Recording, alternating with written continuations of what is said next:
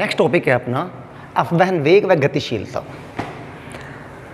अपवहन वेग समझने से पहले अपने एक बात समझते हैं। आपने कभी नोट किया होगा कि हम ये कहते हैं कि हर एक धातु में मुक्त इलेक्ट्रॉन है, आवेश है, और हमें यह भी मालूम है जब आवेश गति करती है, आवेश गति करते हैं तो वहाँ पे धारा बहती है। तो जब हम किसी धातु की चीज़ को टच करते हैं तो हमें उस धारा के कारण हमें करंट क्यों अनुभव नहीं होता? कभी नोट किया आपने?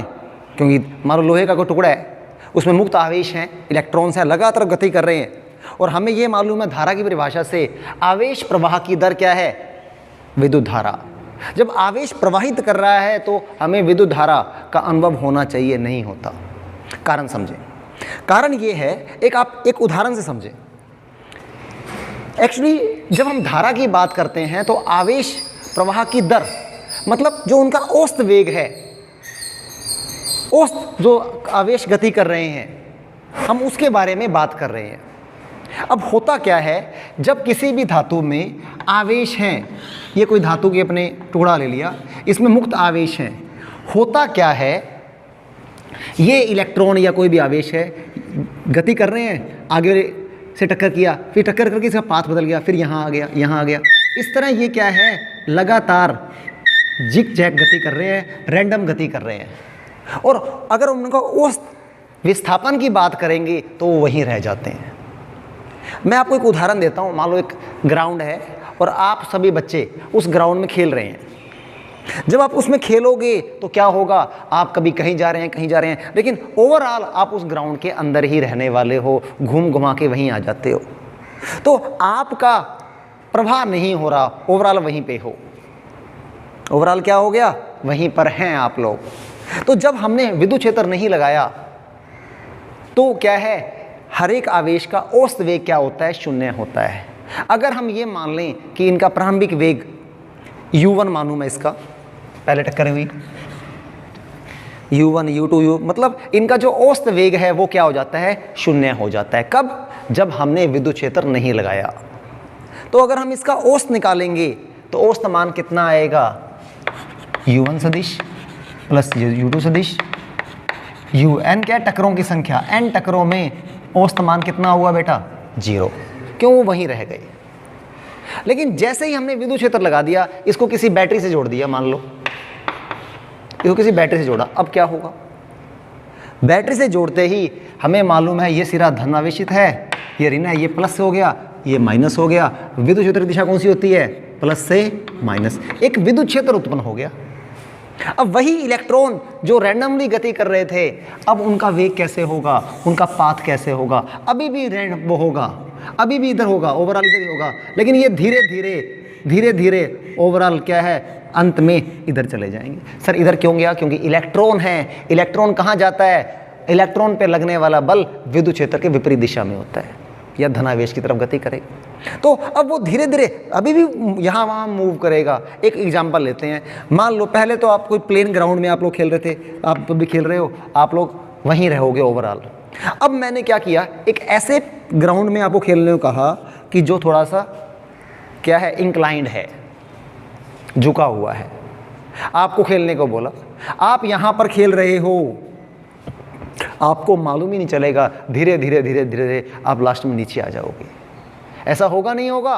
सेम फिनोमेना यहाँ पर भी, इनकी गति कभी इधर जा रहे हैं, टक्कर करके इधर आ रहे हैं, कभी इधर आ रहे हैं, लेकिन उसके प्रभाव से जो इनके विद्युत क्षेत्र के प्रभाव के कारण इनका जो गति है क्या है, चेंज हो गई, इस तरफ आ गई। अर्थात विद्युत क्षेत्र के प्रभाव में, अब सुनना इसकी परिभाषा अपवहन वेग की, विद्युत क्षेत्र के प्रभाव में किसी आवेश पर जो बल लग रहा है उसके कारण जो उसका औसत वेग है उसे अपवहन वेग बोलते हैं। समझ आया? विद्युत क्षेत्र के प्रभाव में जो हमारे आवेशित कण हैं उनका जो औसत वेग है उसे हम अपवहन वेग बोलेंगे, क्योंकि अपवहन वेग में विद्युत क्षेत्र में क्या है, इन आवेशों पर बल लगेगा और बल लगने से कण क्या है, त्वरित होंगे। समझ आया? अब हमें मालूम है कि अगर कोई भी कण, क्योंकि ये इलेक्ट्रॉन्स की बात हो रही है, हमें मालूम है विद्युत क्षेत्र पर आवेश का सूत्र क्या होता है, Q × E, याद होगा आप लोगों को। F equal to q e. हमारे पास कण कौन है? इलेक्ट्रॉन, तो minus e. Sir minus sign क्या बता रहा है? माइनस साइन ये बता रहा है कि इलेक्ट्रॉन पर लगने वाला बल की जो दिशा है विद्युत क्षेत्र के विपरीत है। इस डायग्राम में विपरीत दिशा हमने ये ली है, बल इधर लग रहा है। अगर इलेक्ट्रॉन का द्रव्यमान m है तो त्वरण F equal to M A होता है, M A equal to minus E. So A equal to कितना हो गया? A equal to minus E by M. ये त्वरण किस पे आ गया? इलेक्ट्रॉन्स पर लगने वाला त्वरण। हर एक इलेक्ट्रॉन भी तत्वरण लगेगा। क्लियर हुआ बेटा? अब क्या हुआ? अब इस त्वरण के कारण क्या होगा? इनका वेग में परिवर्तन होगा। अपने मान लेते हैं पहले एक बार वेग में परिवर्तन v1। प्रारंभिक वेग कितना था बेटा पहले? u1 सदिश फॉर्म ले रहा हूं। त्वरण सब पे सेम t1। सर t1 क्या है? t1 है पहली टक्कर के बीच का समय। t1 क्या है? पहली, ये मान लो एक कण यहां से चला, पहली बार टक्कर उसने की, इस टक्कर में जो लगा समय है उसको हम t1 बोल रहे हैं। क्लियर हुआ बेटा? अब क्या हुआ? टक्कर के बाद वेग बदला, फिर बदल गए। अब दूसरे क्या हुआ? v2 बराबर u2 प्लस a t2 दूसरी टक्कर में लगा समय। अगर n बार हो रही है, n टक्कर हो रही है, तो वेग क्या हो गया? un। इस पे भी वेक्टर सदिश आएगा बेटा, atn। अब अपवहन वेग की परिभाषा क्या है? विद्युत क्षेत्र के प्रभाव में, ये विद्युत क्षेत्र का प्रभाव हो गया। वेगों का ये जो वेग है इसका औसत मान अपवहन वेग है। तो औसत मान को कैसे लिखेंगे हम? अपवहन वेग vd बराबर किसके इक्वल होगा बेटा? v1 vector v2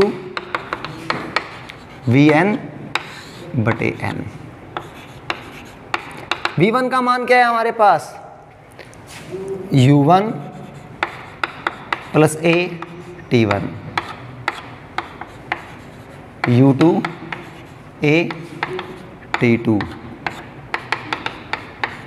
un plus a tn बटे n।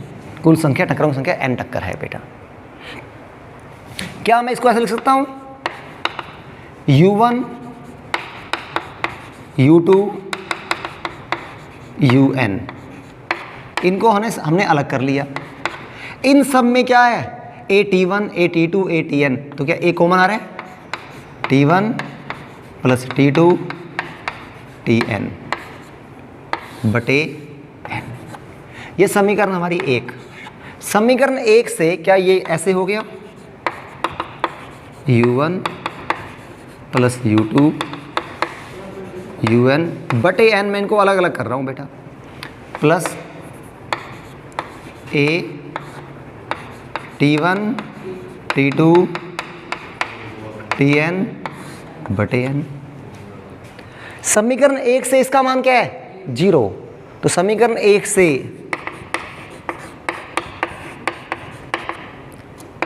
vd बराबर, ये तो हो गया 0, ये क्या है? a t1 t2 tn बटे n। इस टर्म को बोलते हैं बेटा विश्रांति काल। सर ये क्या चीज़ है?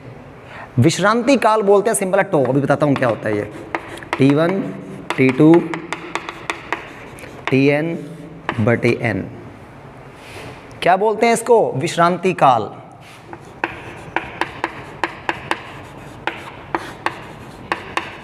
सर ये क्या चीज़ है? विश्रांति काल क्या है? अब देखो, पहली टक्कर में लगा समय t1, दूसरी में लगा समय t2, तीसरी में लगा समय t3, nवीं में लगा समय tn। इन सभी समय का जो औसत है उसे विश्रांति काल बोलते हैं। जो भी औसत निकलेगा उस औसत को हम क्या बोल देते हैं? विश्रांति काल। तो समीकरण हमारी, इसको समीकरण में 2 बोल देता हूं बेटा। ये इन सभी को कंबाइंड फॉर्म में देखो बेटा, इसको 2 समीकरण, इन सभी को 3। सो vd बराबर क्या हो गया? a टो, ये vd हो गया। V d equal to a t हमें मालूम होना चाहिए। अब देखो, अगर हम ए और टो की वैल्यू पुट कर दें, ए और टो की वैल्यू पुट करें, समीकरण 2 से, और इसको समीकरण 3 ले लो। अब समीकरण 2 व 3 से ए व टो का मान रखने पर हमारे पास क्या हो जाएगा, वी डी बराबर क्या होगा बेटा, वी डी बराबर होगा, ए का मान है minus E by m into ये क्या है, टो। ये हमारा सूत्र हो गया, किसका, अपवहन वेग का। अपवहन वेग का आप याद कैसे करोगे, आप पहले ये याद करो, v बराबर u प्लस ए टी। देखो थोड़ा याद करने का मेथड, v बराबर क्या होता है, u प्लस ए टी। अब इनका सब औसत की बात हो रही है, इस औसत को vd बोलेंगे, इसके औसत मान को 0 बोलेंगे, इसका औसत मान a ही रहेगा, समय का औसत मान टो रहेगा, तो कहीं ना कहीं vd बराबर क्या बन गया, a टो। vd बराबर क्या बन गया, a इंटू टो। और a का मान क्या है, a कैसे निकला वो भी याद करो, देखो स्टेप याद रखा करो। हमें मालूम था f बराबर क्या होता है, minus E into capital E, और f बराबर एम ए किया तो यहाँ से हमारे पास क्या निकला, a का मान निकला कितना, माइनस ई बाय एम, ये सदिश रूप में आ गया। तो ये हमने ये रखा, तो v d equal to formula क्या बन गया, minus e capital e m बटे एम इंटू टो। सर अगर इधर धनावेश होता तो, बाई चांस धनावेश होता तो क्या होता, तो कोई फर्क नहीं पड़ता, यहाँ पर प्लस ही आता। उस समय बल, आवेश पर बल विद्युत क्षेत्र की दिशा में लगता। माइनस साइन सिर्फ और सिर्फ विपरीत दिशा में बता रहा है कि जो वेग की दिशा है, अपवहन वेग की दिशा विद्युत क्षेत्र के विपरीत दिशा में है। क्लियर हुआ बेटा। फिर हमने लगे हाथ एक बात और कर लेते हैं, सर अभी अपवहन वेग किस पे डिपेंड कर रहा है। अपवहन वेग एक क्वेश्चन आता है, अगर समान विद्युत क्षेत्र मतलब ई का मान समान विद्युत क्षेत्र में एक इलेक्ट्रॉन और एक प्रोटॉन गति कर रहा है, तो उसके अपवहन वेग में क्या फर्क पड़ेगा। एक सिंपल सी बात यह है, अपवहन वेग कण के द्रव्यमान के व्युत्क्रमानुपाती है, जिसका द्रव्यमान ज्यादा उसका अपवहन वेग कम। प्रोटॉन और इलेक्ट्रॉन में द्रव्यमान ज्यादा किसका है, प्रोटॉन का, तो इलेक्ट्रॉन का अपवहन वेग क्या होगा, ज्यादा होगा, ज्यादा स्पीड से गति करेंगे वो। ये अपवहन वेग हो गया। क्लियर हो गया बेटा। अगली बात हम कर रहे हैं गतिशीलता। गतिशीलता का मतलब क्या है, गतिशीलता होती है बेटा, ध्यान दें कि कोई भी कण कितना इजी वे में गति कर रहा है, वो उसकी गतिशीलता को शो करता है। ध्यान दे दें, गतिशीलता से हमें ये मालूम चलता है कि कोई चीज कितनी इजी गति करता है। तो यहां ध्यान दें, गतिशीलता जो है हमारे पास, देखो अपवहन वेग किसके समानुपाती है, ई के। जितना ज्यादा विद्युत क्षेत्र लगाएंगे, देखो ज्यादा विद्युत क्षेत्र लगाएंगे, वीडी का मान क्या हो जाएगा, उतना ही ज्यादा हो जाएगा। क्लियर हुआ। तो यहां पर वीडी समानुपाती है, हटाया एक नियतांक आया म्यू, और इस म्यू को हम बोलते हैं गतिशीलता। मतलब क्या है सर इसका, इसका मतलब है एकांक विद्युत क्षेत्र पर आवेश का अपवहन वेग। हमने विद्युत क्षेत्र लगाया, एकांक विद्युत क्षेत्र लगाने पर जो आवेश का जो वेग है वो उसकी गतिशीलता कहलाता है। सर यहां से अगर मैं वीडी बटा ई करूं तो सूत्र क्या बन जाएगा, ये सूत्र किसके बराबर आ जाएगा, वीडी बटा ई क्या बच गया, ई टो बाय एम। तो ये गतिशीलता के सूत्र है बेटा। सिंपल सी बात है, अगर आपने एकांक विद्युत क्षेत्र लगाया तो गतिशीलता द्रव्यमान के व्युत्क्रमानुपाती है। वही सेम बात, जितना ज़्यादा भारी होगा उसकी गतिशीलता, उसकी स्पीड कहीं ना कहीं उतनी ही कम हो जाएगी। एकांक विद्युत क्षेत्र पर अपवहन वेग के मान को हम क्या बोलते हैं, गतिशीलता बोलते हैं। सर इसका मात्रक वेग का मात्रक क्या होता है बेटा, क्योंकि ये क्या है, म्यू बराबर क्या है, वी डी बटा ई है। वी का मात्रक वेग है ये, और वेग का ऐसा ही मात्रक होता है मीटर प्रति सेकंड। सर ई का मात्रक वोल्ट पर मीटर भी होता है, न्यूटन पर कूलॉम भी होता है, आप कोई मर्जी देख लें। तो यहाँ से बनेगा मीटर पर सेकंड वोल्ट, ये मीटर ऊपर आया तो मीटर स्क्वायर पर वोल्ट सेकंड, ये इसका मात्रक हो गया। क्लियर हुआ बेटा। तो ये हमें मालूम होना चाहिए। Okay, thank you. हाँ, कोई डाउट तो पूछ लो बेटा।